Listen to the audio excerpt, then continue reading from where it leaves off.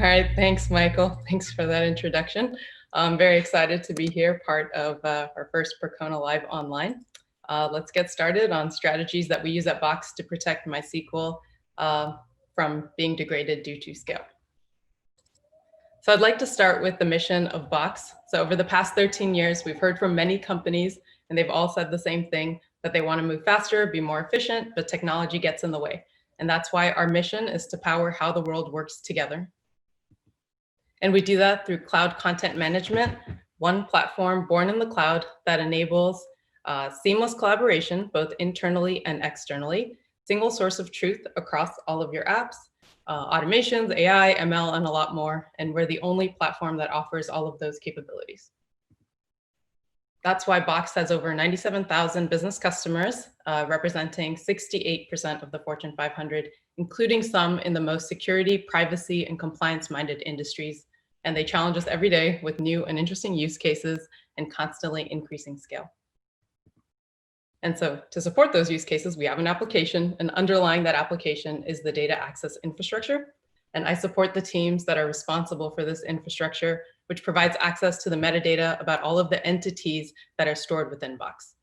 The data access infrastructure holds hundreds of billions of records, spans thousands of machines, and serves millions of requests per second. It's a critical part of the Box application, and so we have some stringent guarantees that we have to achieve simultaneously. First up, we have strict data consistency. Given the type of information that we're providing to our customers who are very compliance, security, and privacy-minded, partial or stale data isn't acceptable. So for example, permissions calculations can't be delayed. We provide a pretty high throughput. We continue to support whatever scale is being thrown at us by our applications that's serving those 97,000 customers. We currently serve millions of requests, but that actually turns into tens of millions of database records that are being retrieved or modified per second. We achieve a pretty low latency. Most of our APIs complete in a few milliseconds, and most of those actually in under a millisecond.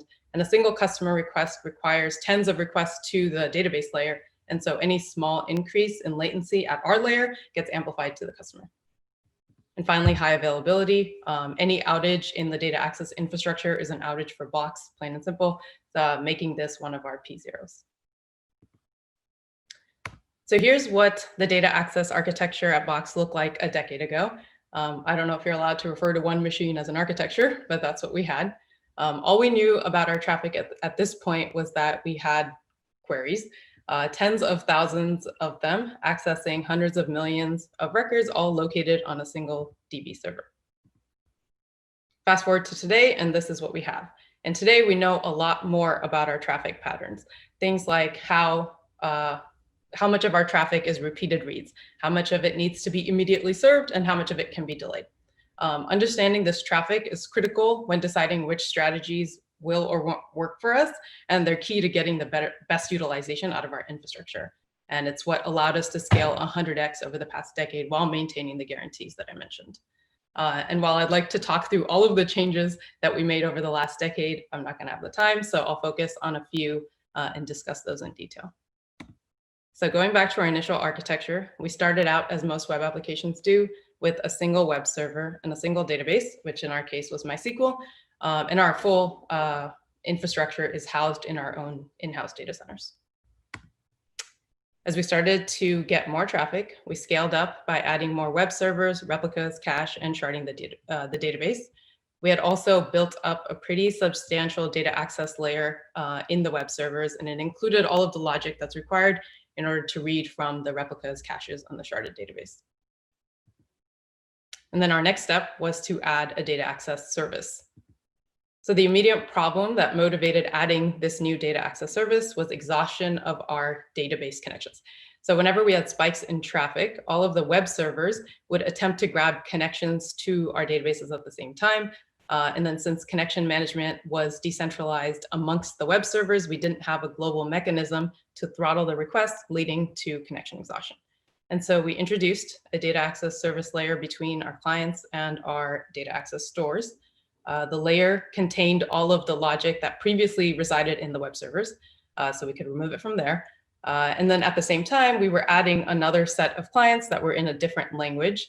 If we didn't have the data access service, then we would have had to rewrite all of the logic that was in PHP, bugs and all, and replicate that in Scala. And so thanks to that data access layer, we were able to, we were prevented from having to do that. So that data access layer, first and foremost, protects our critical resources. Preventing connection exhaustion is one example. It also provides a uniform language-independent way to interact with the relational data, allowing us to add even more clients in other languages later on. The service encourages good client behavior by restricting the set of possible queries that clients can do by providing a limited API. And it simplifies operational management of our relational data resources. And this is key in enabling the team to rapidly build out more sophisticated strategies, including the ones I'm about to share. So next, I'll talk through how we were able to increase the utilization of our replicas. So as the demands on the data access layer started to grow, we were seeing the load on the masters increasing at an alarming rate. And we knew that the single masters couldn't handle the load for very long. But while the masters were holding on for dear life, the replicas were living a life of leisure, hardly doing anything. At Box, we use asynchronous replication for our replicas.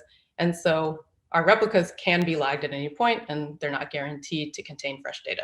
And so the only requests that we were sending to them at this point were those that could tolerate stale or inconsistent data. But given how important consistency is to our application, you can imagine that we didn't have a lot of traffic that fit the bill. And so our goal at this point was to get better utilization out of our replicas. So we started out by trying to get strictly consistent reads from replicas. And any algorithm that we would implement for doing this would start with asking the question to the replica, are you caught up? If yes, then the answer's easy, you read from the replica. If not, then we need to do something else. And so we have a couple options for what that might be. So first option, if the replica isn't caught up, you just fail the request. Now that might work most of the time when you're rarely lagged, but during periods of sustained lag, you'd be failing most, if not all of your replica bound requests, making this not really a viable solution. Now, second option is to fall back to the master. Now that sounds like a really good compromise, right? The best of both worlds. We'd get increased usage from our replicas for the majority of the time, but then don't have to resort to failing requests whenever lag is high. But it's a really bad idea. Why? Because in times of sustained replica lag, there's a good chance it's because the master is getting inundated with writes and struggling to keep up with those. And in that moment, if you flood it with all of the requests that were supposed to go to the replica, well, there's a pretty good chance you'll take the master down as well.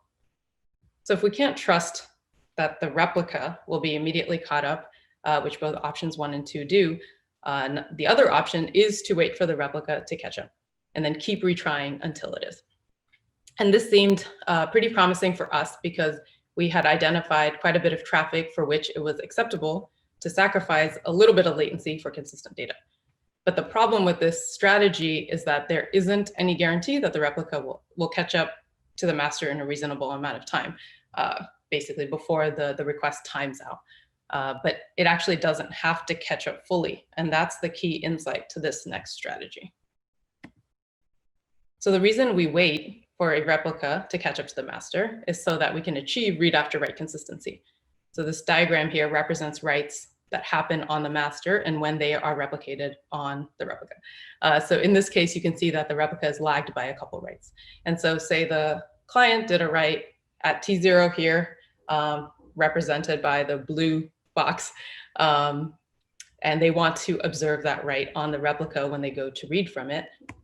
If they try to do that at T1, it still won't have that write, so they won't observe it. Same thing at T2, until at T3, they will observe the write, and that's what they need in order to achieve read after write consistency. However, at T3, the replica still isn't caught up to the master. And if we continue to use that check of using basically replica lag as a way to see if we've achieved read after write consistency, then we're missing an opportunity at this point to do the read that we're actually safe to do. And so we've come up with an algorithm that takes advantage of this insight, basically that we only need to wait until the replica observes our write, the one we care about, and not all writes. And so we do this by having the client keep track of the master position after the write that they care about. So the write that happens, or the position that after the write that's represented by the blue box.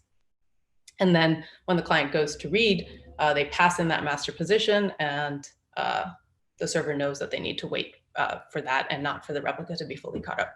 So there's a lot more details and complexity to this. And if you're interested in learning more, please take a look at our blog post on this strategy. And by implementing this, we were able to offload 50% of our master reads onto replicas. So to summarize, the strategy that I just outlined exploits a couple properties of our traffic. It takes advantage of the fact that we have many reads that require read after write consistency, but can tolerate some latency. And many of our reads are actually occurring minutes or even hours after the relevant record was mutated. And so those reads don't even have to wait on replicas to catch up in order to get the read after write consistency. So one unfortunate side effect of moving more traffic to replicas is that the number of objects that we were able to cache decreased. And so let's talk about why and how we counteracted that. So at Box, we use look-aside caches. So our caches are populated during a read. So when a read comes in, we try to grab the object from cache. If it doesn't exist, we read it from the database and then set it back into cache. On a write, though, all we do is once we do the write on the database, then all we do on the cache is delete it. And so because of this caching policy, where we read from, whether it's the master or the replica, directly impacts what value can be cached. And so one invariant that we maintain in our caches is that we only cache the freshest values.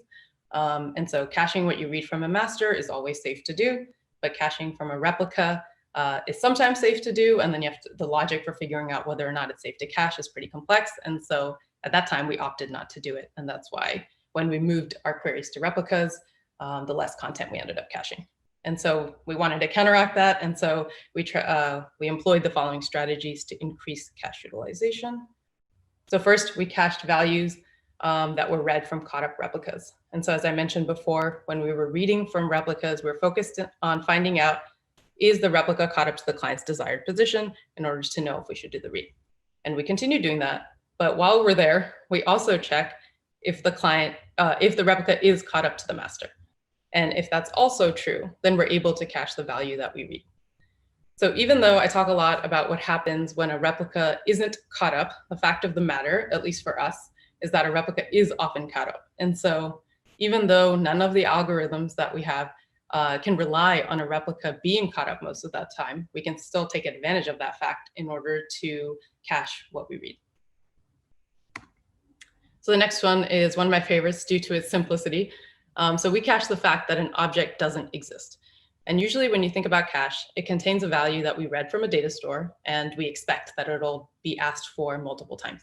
You don't think of it as caching the answer to a question, and the question in this case being, does this object exist?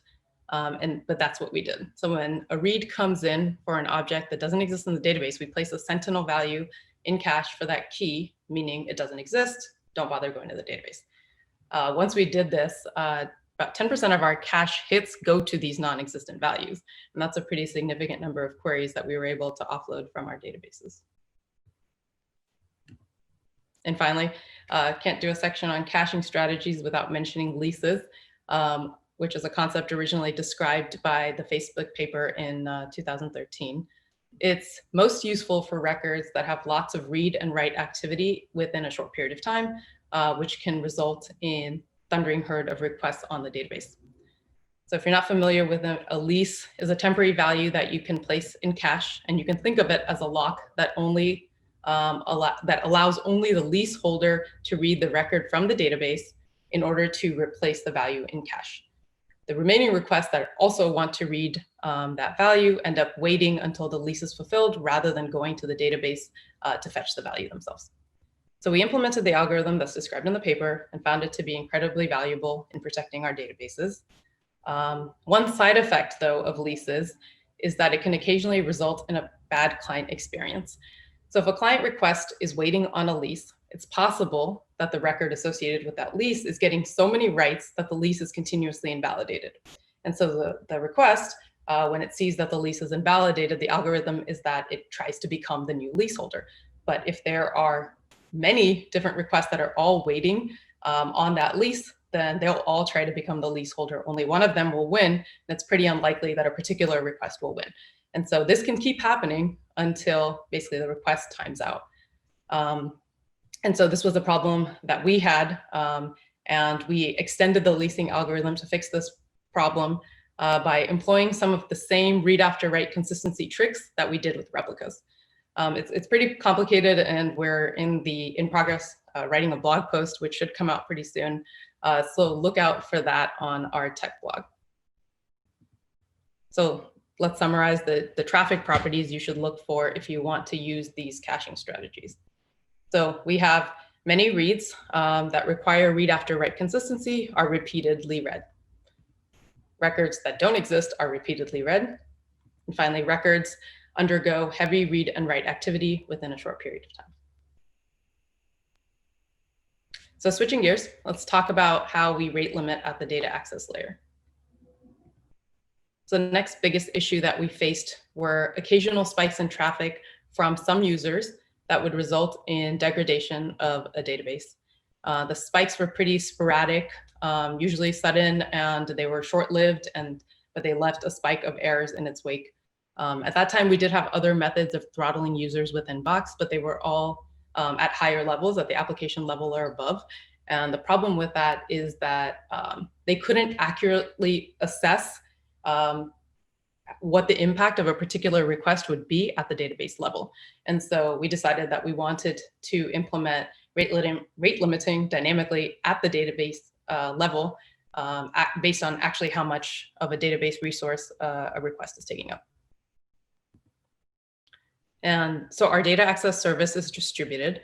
And so there isn't any one actor that has a full picture of which users are, say, using the most of database resources. And so often the first instinct when trying to throttle in such an environment is to create that single actor where the information can be aggregated and used to make a decision. Usually you use some sort of external shared storage. But that doesn't work too well when we're talking about low latency, high throughput service. First, you have the additional round trips that are adding significant latency to your already low latency requests. And then more importantly, the new resource adds a single point of failure that during a spike of requests, which is when you most need that rate limiter, the shared resource is likely to become overloaded and fail itself, rendering it not very useful. And so we decided instead to look for an approach that would satisfy these set of requirements. So we wanted decentralized information propagation, no shared storage, but instead the hosts have the information themselves. Needed it to be fault tolerant. We have hosts often going in and out of the cluster, and we need the rate limiter to be able to recover on its own without having any manual intervention when that happens. And fast convergence, because this information is decentralized and needs to be, make its way across the cluster. It's important that the information do so quickly following a spike in traffic so that all of the hosts are ready to rate limit before the spike in traffic can result in serious database degradation. So what we ended up using was largely based on this paper that describes how to compute sums across a distributed cluster. And the idea is that each node has its own local value, and we want to reach a state where every node is able to accurately arrive at the sum of all of those values. And the paper proposes an algorithm called push sum protocol to do that. The protocol is made up of many diffusion rounds. In each round, each node chooses a random other node in the cluster and sends out its local information. The receiving node takes that information, adds it to their own local info using a formula that's described in the protocol, and it comes up with a new local usage. And then next round begins and it sends out that information to another random node. And so we keep repeating that. And after a certain number of rounds, which is based on the size of the cluster, the paper proves that there's a high probability that all nodes will have the same and correct sum, or at least very close to that. So the protocol I just described is as defined in the paper only works when you're talking about a single moment in time. Traffic, on the other hand, is continuous, and we need to keep calculating usage on an ongoing basis. And so we took that protocol and then made a streaming variation that would work for us. So instead of having just one point in time, we break time up into intervals. And the nodes are accumulating information about multiple intervals at the same time. And so here, this node knows about time interval T0, T1, all the way to T4.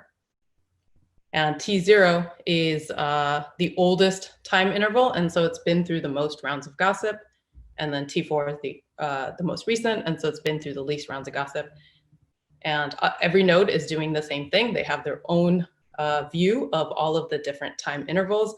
And when we gossip between the different nodes, it sends, everything that it has. When a host receives that information, it aggregates the information using push sum between the same time interval, right? So the T0 values are aggregating using the same push sum. And then once a time interval has been gossiped about for a target number of rounds, so here, if we say we need 40 rounds, then this one has been through the target number of rounds, and so we can stop gossiping about it because we've decided that consensus has been reached, and so that information can be removed and instead used to make rate limiting decisions. So at Box, we have 40 diffusion rounds, and we get convergence within 4 seconds.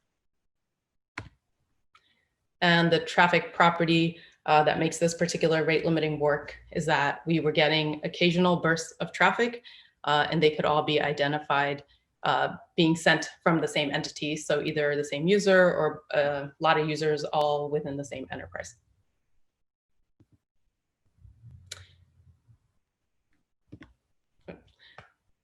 Cool. So far, we've talked about replicas, cache, and rate limiting. And those, for the most part, are all designed to scale reads. And it makes sense that those were the priority for a significant part of Box's history, since the vast majority of our traffic is reads. But it finally came time to focus on writes and how we would optimize them. So for a majority of our history, most of our writes needed to be immediately committed as they were part of a customer request. And it was only more recently that we were getting more and more writes that could be delayed and done asynchronously. And some of those asynchronous writes were a result of a customer action, but many of them were kicked off internally. So things like data migrations. And these tended to be larger in volume and would result in significant replication lag, putting our high availability at risk and rendering some of those replica read strategies that I mentioned less effective. But we had no mechanism to dynamically put back pressure on these writes to slow them down. And so we decided to build that. And we started by tagging our writes with the quality of service that they required. So we have high QoS for those in the customer request path that couldn't be done asynchronously, and then low QoS for everything else. And the high QoS would always succeed, while low QoS requests would only succeed if none of the replicas were significantly lagged. And this framework not only prevented these lower priority requests from causing degradation to our databases, it also provided a pretty nice client experience because it gave clients a feedback loop and allowing them to dynamically regulate their rate rather than having to guess at a safe request rate. And then the other big win was that we were able to get better utilization of our master database because we shifted more requests to off-peak times, essentially allowing us to flatten the curve of database traffic.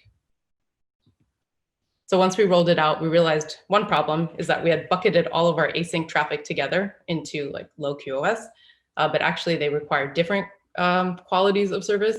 So the traffic that was triggered due to a customer action, it could be delayed and retried, but it was important that it eventually commit. And then we had traffic that was kicked off internally of lower priority, and it could actually be abandoned if absolutely necessary. And so we decided, rather than bucketing those together and treating them the same, we added a level in between, medium QoS, for the customer triggered traffic, and the medium QoS would go through if the lag was, say, below 5 seconds, while the low QoS would only go through if lag was below 1 second. And that worked really great. It made it so that low QoS traffic could never succeed while the medium was failing. And after we built out this framework, we've had 20% of writes able to move on to this new framework. So that's been really good. And finally, the traffic property that we took advantage of here is that many of our asynchronous writes could be delayed or dropped if necessary during times of degradation. And so there you go, an abridged story of how Box's data access infrastructure changed and grew over the last decade. We, as the data access infra team, know so much more about the breakdown of our traffic compared to when we started on this journey. And if there's one lesson that I've learned, it's that it's really important to understand the properties that your traffic possesses. In fact, it's key to building the optimal data tier for your company. You saw that by identifying the properties of our traffic, we were able to exploit that traffic to get better utilization of our existing data access tier, our replicas, our caches, our master databases. And after putting this presentation together, I'm even more motivated to go back to our own traffic and see what else I can dig up. And hopefully I've inspired you to do the same with your own applications and given you some ideas of strategies that you can use if they apply. And I'd love to hear what has worked for you and your applications. Cool, thank you very much. Thanks for your time.